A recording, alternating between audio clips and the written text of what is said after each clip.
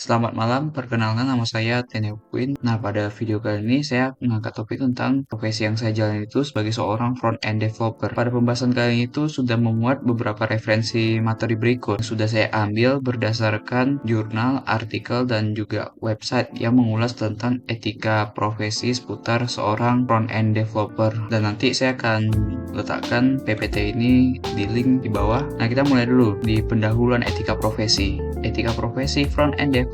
Front-end developer memegang posisi yang unik dan krusial dalam ekosistem pengembangan perangkat lunak karena berperan sebagai jembatan langsung antara arsitektur, sistem, dan pengalaman pengguna akhir. Tanggung jawab utama profesi ini adalah membangun antar muka pengguna yang berfungsi estetis dan responsif, namun lebih dari sekedar keterampilan teknis dalam HTML, CSS, dan JavaScript. Seorang developer front-end terikat pada serangkaian kode etik profesional. Secara filosofis, etika front-end berakar pada prinsip yang lebih luas, seperti yang diuraikan dalam kode etik dan praktik profesional rekayasa perangkat lunak oleh Association for Computing Machinery. Yang kedua itu, selain 4 pilar etika utama, yaitu mencakup aksesibilitas, privasi, desain, jujur, dan kinerja yang akan dibahas lebih lanjut. Setiap front-end developer wajib memenuhi tanggung jawab profesional dasar yang mendukung integritas proyek dan tim. Tanggung jawab profesional menuntut penulisan kode yang bersih, terstruktur,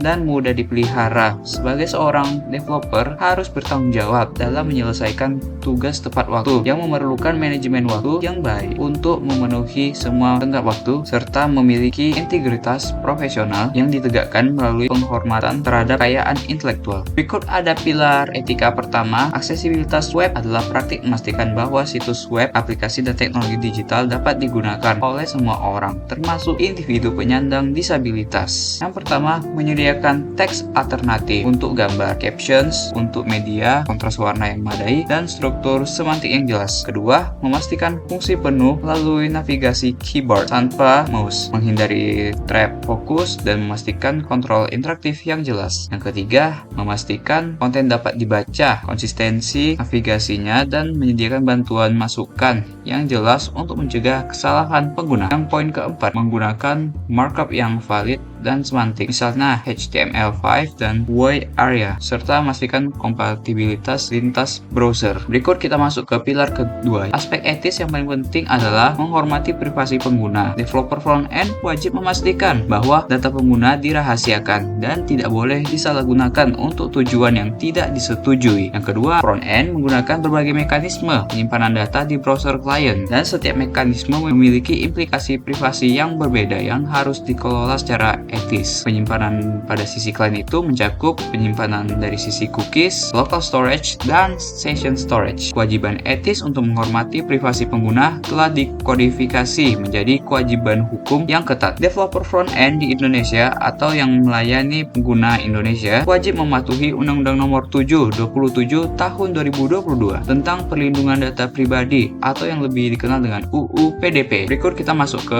pilar etika yang ketiga. Dark patterns adalah istilah yang digunakan untuk menggambarkan elemen antarmuka pengguna yang dirancang secara cermat untuk memengaruhi perilaku seseorang bertindak agar tidak bertentangan dengan niat awal atau kepentingan terbaik mereka. Konsep ini pertama kali diciptakan oleh Harry Bricknell, seorang spesialis user experience pada tahun 2010. Berikut kita masuk ke pilar keempat. Kinerja situs web, khususnya kecepatan muat, memiliki dimensi etis yang mendalam. Kualitas front-end yang buruk atau kurang optimal yang menyebabkan waktu muat yang lambat secara langsung menghambat pengalaman pengguna dan bahkan dapat menghalangi akses sama sekali. Etika lingkungan digital. Kode front-end yang efisien, ringkas, dan yang memanfaatkan caching secara efektif berkontribusi pada penurunan server dan penggunaan bandwidth. Ini adalah konsep yang disebut sebagai recoding atau pengembangan berkelanjutan. Dan kita sudah masuk di penghujung video, yaitu tentang kesimpulan dari presentasi kali ini, yaitu mencakup tentang kesimpulan dan arah etika profesional kita sebagai seorang front-end developer. Profesi front-end developer saat ini melampaui peran teknis biasa, berada di garis depan interaksi pengguna. Developer bertanggung jawab atas 4 pilar etika yang saling terkait. Salah satunya ada aksesibilitas, privasi, desain, jujur, dan kinerja. Perangkat lunak yang dikembangkan harus adil, dapat diakses oleh semua orang, sehingga menjunjung tinggi profesionalisme di mata masyarakat digital global. Baik semuanya, sekian, terima kasih, sampai jumpa di video selanjutnya.